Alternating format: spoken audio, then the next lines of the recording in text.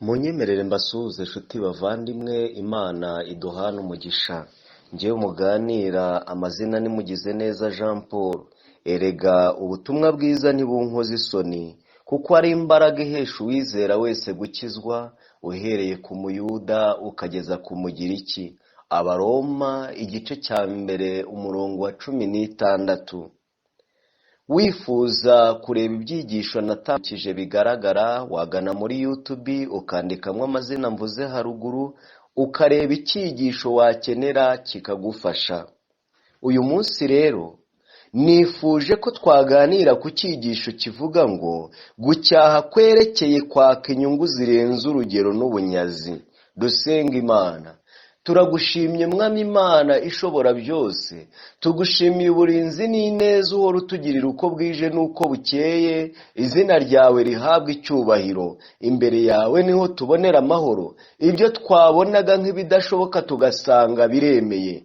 Ngaho rero mukunzi mwiza, ubwo tugize amahirwe yo kumva ijambo ryawe, turakwinginze ngo Mwuka wawe wera abane n'imitima yacu, aduhumurize kutadusize, kandi atubashishe kumva icyo ushaka ko twumva muri iri jambo.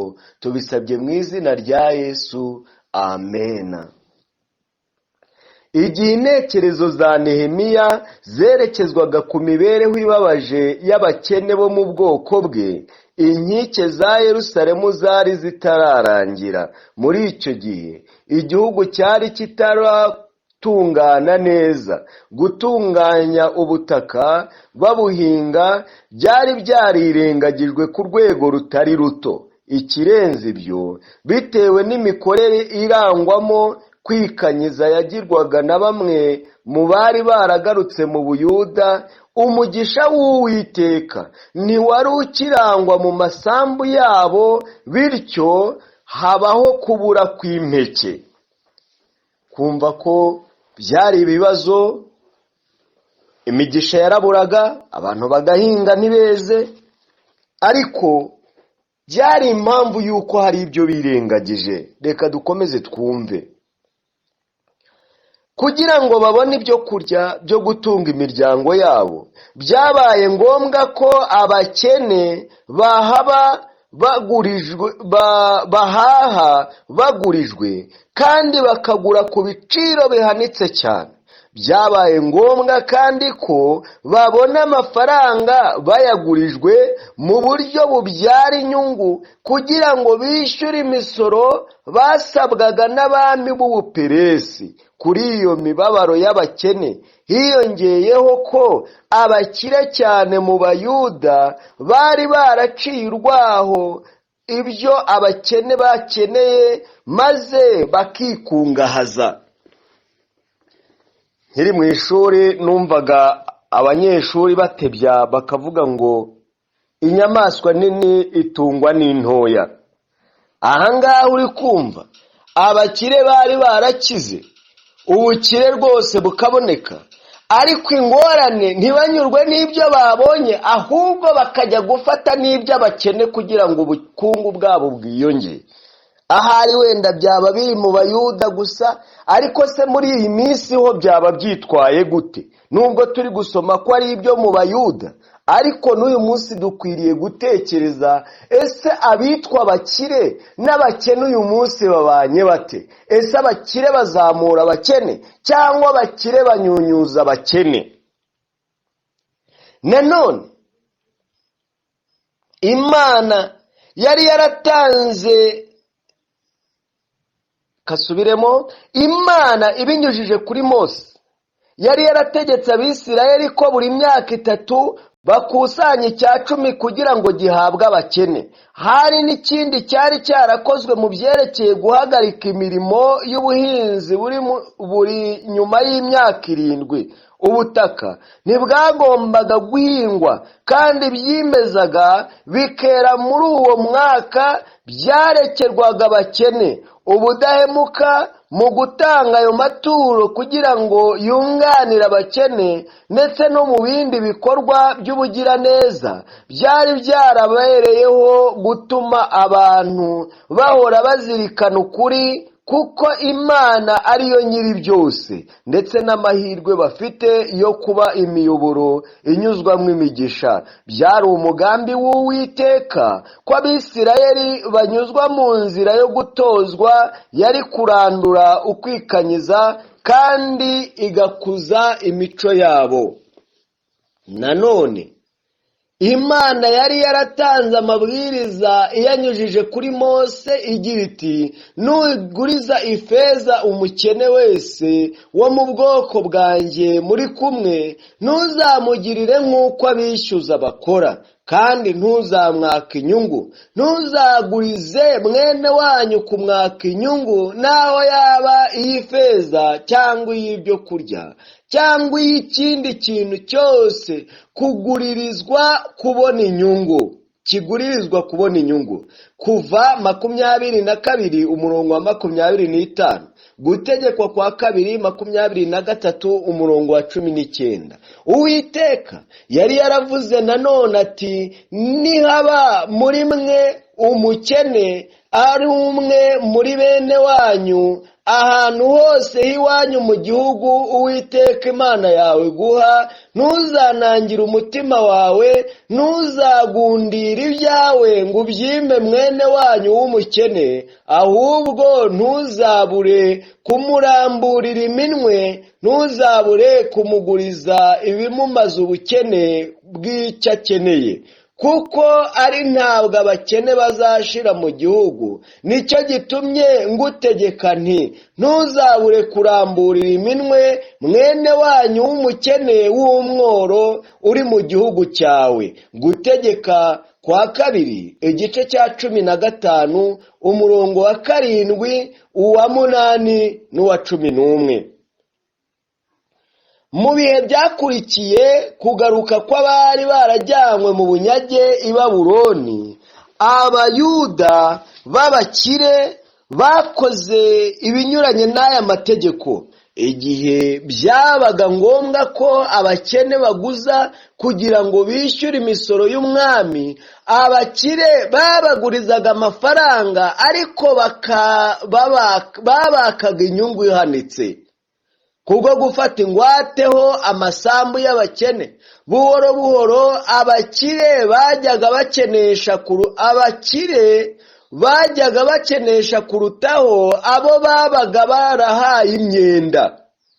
Umuntu agafata umwenda ngo ari kwiteza imbere, ariko kugira ngo azamuke ugasanga yarushijeho gukena.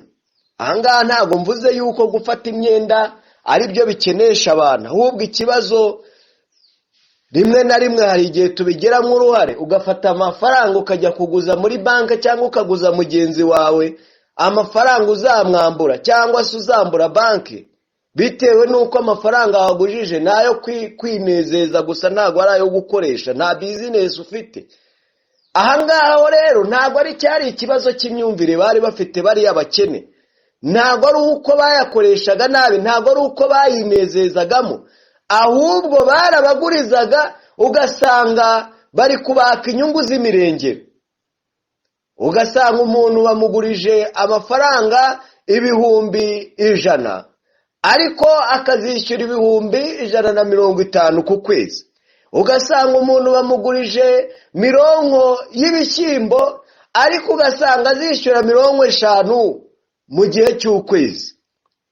Ntabwo cyari ikibazo cy'imibare cyangwa gushaka kwikungahaza kw'abakene, ahubwo abakire babakaga inyungu z'imirengera. Kandi noneho uri kumva amafaranga baguzaga yari ayo gutanga imisoro, ntabwo ari ayo gukora bizinesi kugira ngo ubuzima bukomeze.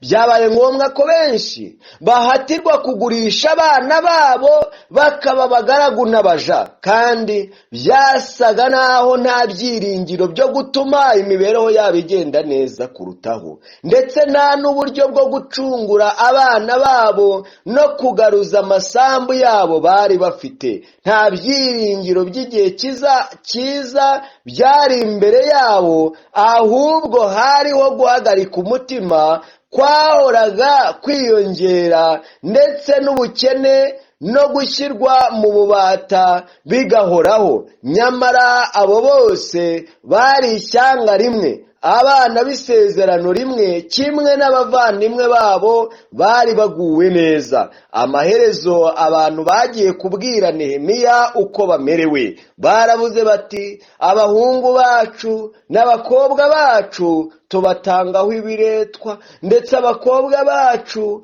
bamwe bageze mu buretwa, kandi tubuze uko twagira ngo tubacungure, kuko amasambu yacu n'inzabibu zacu bifitwe n'abandi. Ubwo Nehemiya yumvaga ibyo uko gukandamizwa kuzuye ubugome, umutima we wuzuye agahinda. Nehemiya aravuga ati, numvise kwitotomba kwabo n'amaganya yabo, ndarakara cyane.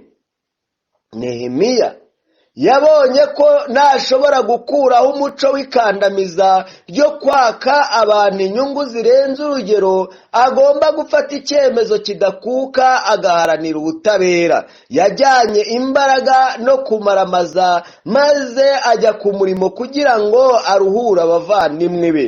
Kuba abari barakandamije abandi bari abantu b'abakire, kandi ubufasha bwabo bukaba bwari bukenewe cyane mu murimo wo gusana umurwa Yerusalemu, ntibyigeze na hato bitera Nehemiya kubogama.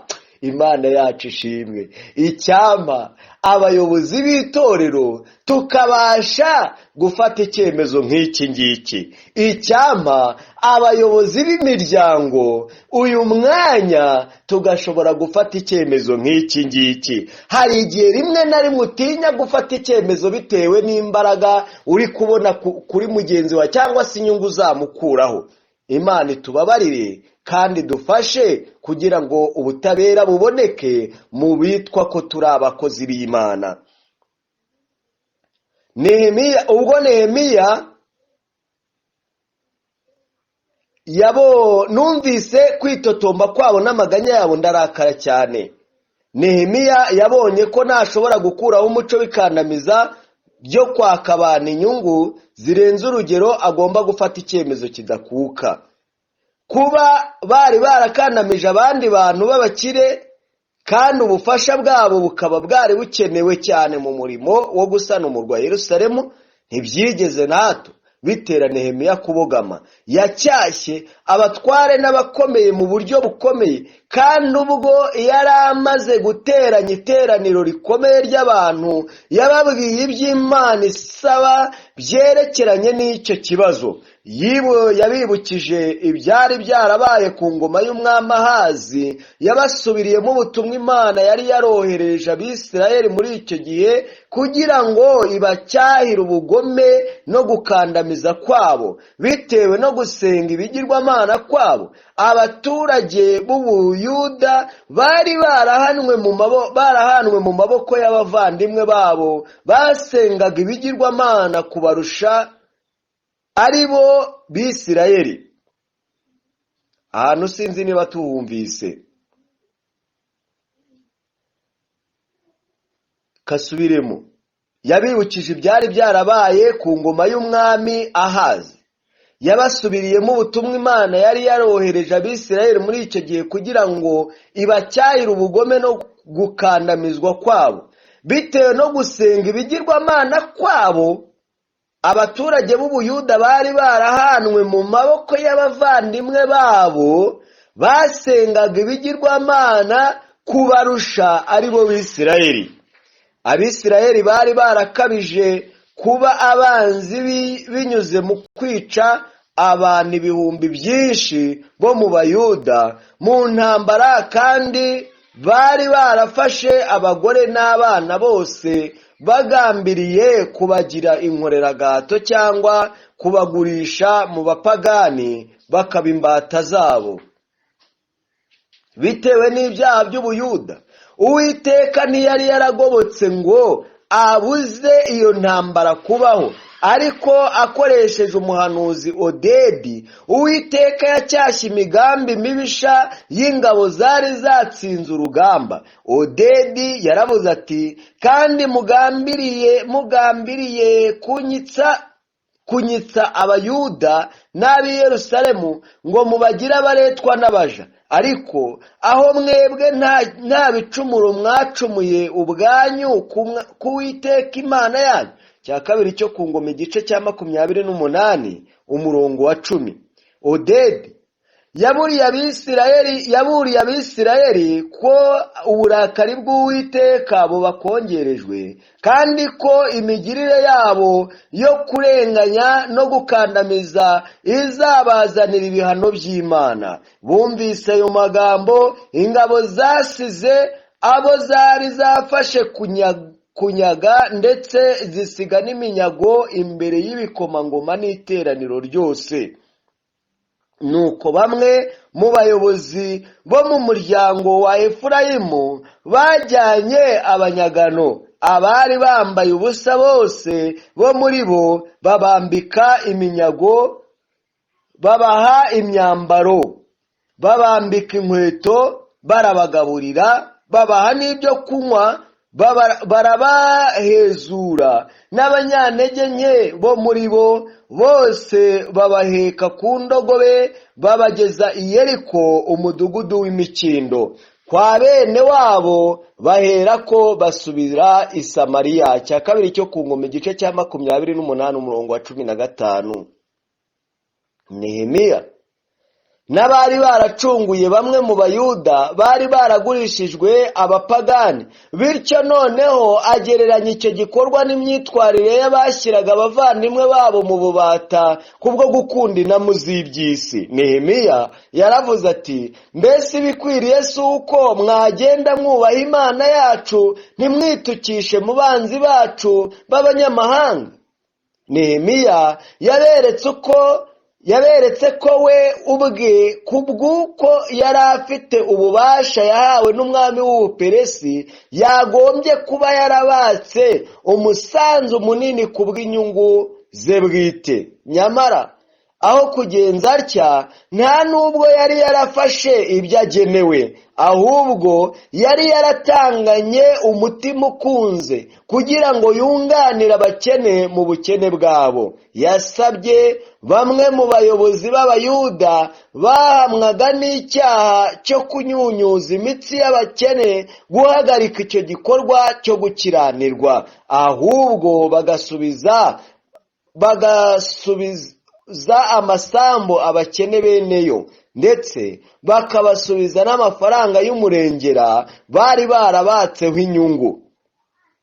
Yabasabye kandi kubaguriza nta ngwate cyangwa inyungu babatse. Ayo magambo yavuzwe iteraniro ryose riraho ryumva. Iyo abatware bahitamo gutanga impamvu zumvikana z'ibyo bakoze, baba barahawe umwanya wo kubikora. Nyamara nta rwitwazo batanze. Baravuze bati, tuzabisubiza kandi ntacyo tuzabaka, tuzabigenza nk'uko uvuze. Kubw'ibyo bari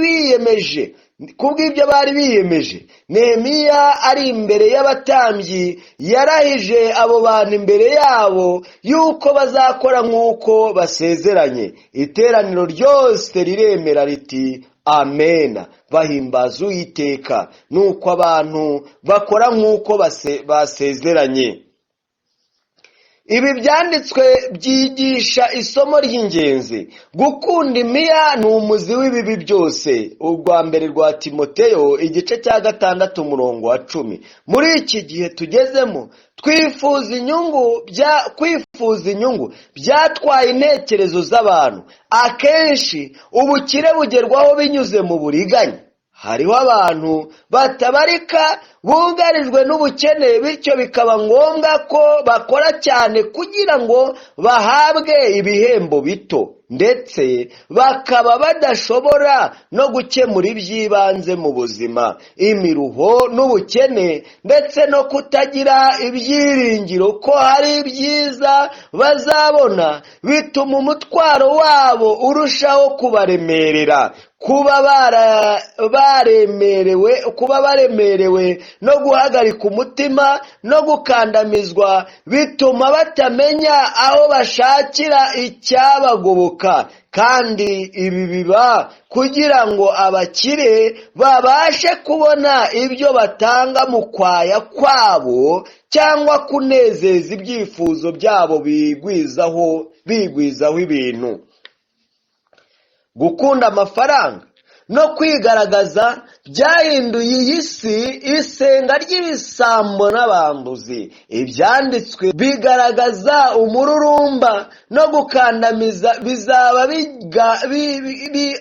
bizaba biganje mbere yo kugaruka kwa Kristo. Yakobo yaranditse ati, ngaho yemwe batunzi mwe nimurizwe muborozwe n'ibyo mugiye kubona. Izahabu zanyu n'ifeza zanyu ziriwe n'ingese, ingese yazo niyo izaba umugabo wo kubahamya. Izarya imibiri yanyu nk'umuriro. Mwabitse ubutunzi bwanyu mu minsi y'imperuka. Dore ibihembo by'abasaruzi basaruye imirima yanyu. Ibyo mwabimishije uburiganya birataka, kandi umuborogo w'abo basaruzi winjiye mu matwi y'Uwiteka Nyiringabo. Mwadamarariye mu isi mwishimira ibibanezeza bibi, mwihagije mu mitima yanyu ku munsi wo kurimbuka. Umukiranutsi mwamuciriyeho iteka, muramwica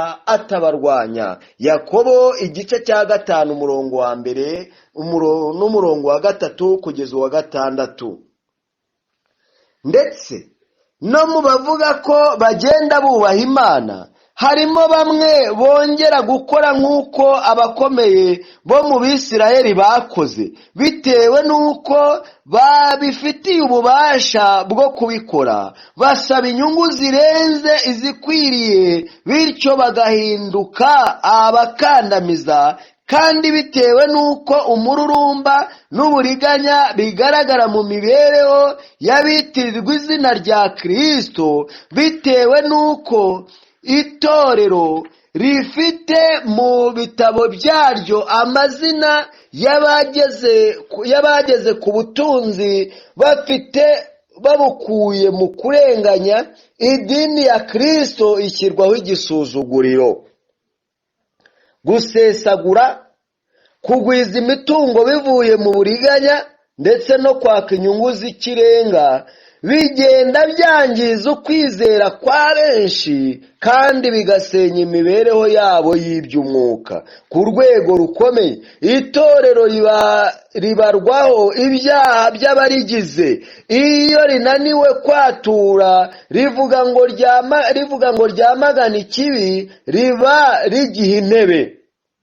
Ku rwego rukomeye, itorero ribarwaho ibyaha by'abarigize. Kasubiremo. Ku rwego rukomeye, itorero ribarwaho ibyaha by'abarigize. Iyo rinaniwe kwatura rivuga ngo ryamagana ikibi, riba rigiha intebe.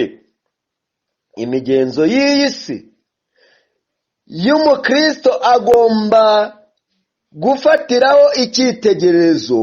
Ntabwo agomba kwigana imikorere yayo ikarishye, kugwiza imitungo kw'abisi bivuye mu buriganya ndetse no kwaka inyungu z'ikirenga bibaranga. Igikorwa cyose cyo kurenganya gikorewe umuntu mugenzi wawe ni ukwica itegeko ry'izahabu. Ikibi cyose gikorewe abana b'Imana kiba gikorewe Kristo ubwe binyuze ku ntore ze. Kugerageza guca urwaho ubujiji, intege nke cyangwa ibyago by'undi byandikwa mu bitabo byo mu ijuru ko ari uburiganya dukoze. Ahangaha reka dutange urugero ku byerekeranye n'ubujiji. Umuntu ashobora kuza kukugurishaho igikoresho, wenda kigura 200,000, watazi uko kigurishwa. Kamubwira ati yamwe iki ngiki cyo nta n'icyo kimaze rwose, tubuze iki wakimaze iki. Ticyakora wenda zaragiye pe kwirwariza ndaguha 1000. ugasanga umuhaye icyo gihumbi, nawe ukagenda uri kuvuga ngo uri umukozi w'Imana ngo wamwishyuye. Ariko se igihumbi mu bihumbi 200 wowe koko ubwo uri kumva waguze? Aho ngaho ni ukuba ufatiranye umuntu mu bujiji. Noneho gufatirana umuntu mu ntege nke, ni ryari umuntu ashobora kuba yagira intege nke? Izi ntege nke ahangaha ukurikije icyigisho turi kwiga ni nk'ubukene. Kuba umuntu ari umukene ugasanga akeneye amafaranga, wenda agiye kugurisha isambu kugira ngo abone icyo kurarira, umuhaye amafaranga 20,000 ku isambu yakagombye kugura wenda 800,000. Ukubera kundi nawe ari kuvuga ataho kugira ngo pfe none na pejo, akemera kuguha isambu ye, nawe ukagenda wishimye ngo wakoze ngo waguze. Aho ngaho ni mu ntege nke dutanze urugero. Noneho ibyago by'undi rero, hari igihe umuntu bamufungira nk'umuntu, cyangwa se ugasanga umuntu agize umurwayi byihuse, ashatse amafaranga byihuse, agiye kugurisha ikintu cy'agaciro, wenda ikintu cy'500,000, ugasanga wowe kandi amafaranga wenda nta nubwo ari ay'umugurije, uramufatiranye umuhaye amafaranga 50,000. Mu by'ukuri nawe uba wumva yuko atari ukugura. Bene ibyo rero ni ugufatirana umuntu ukamufatirana mu byago bye. Ibyo byose ngo byandikwa mu ijuru ko ari uburiganya dukoze. Reka njye nawe rero muvandimwe tumenye yuko hari icyo dusabwa niba tuvuga ko turi abantu b'Imana. Umuntu wubaha Imana by'ukuri yagombye gukora amanywa nijoro kandi akarya umugati w'ubukene, aho guha intebe umwuka wo kurarikira indamu ukandamiza abapfakazi n'imfubyi, cyangwa yambura umunyamahanga uburenganzira bwe. Gutandukira gato umuntu akareka kugendera mu mico itunganye bisenya imbibi umuntu adakwiriye kurenga, kandi bigategurira umutima kurenganya bikomeye kurushaho. Igihe bigeze aho umuntu yigwiriza inyungu biciye mu guhombya abandi, guhombya abandi, reka njye kubacuruza abantu mucuruza.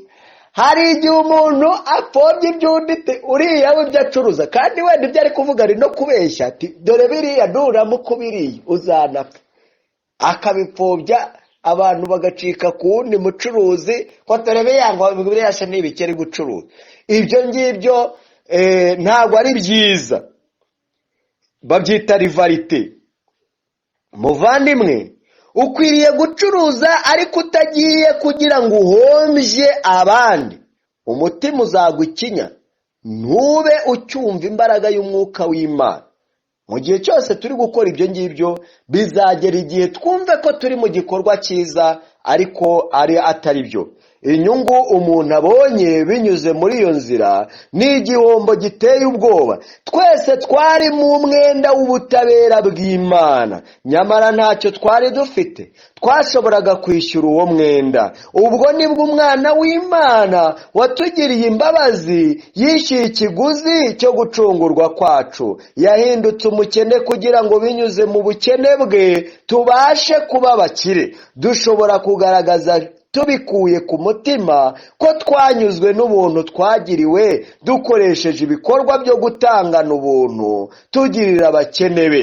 Intumwa Pawulo aradutegeka ati, nuko rero tugirire bose neza uko tubonye uburyo, ariko cyane cyane ab'inzu y'abizera. Abagalatiya igice cya 6 umurongo wa 10.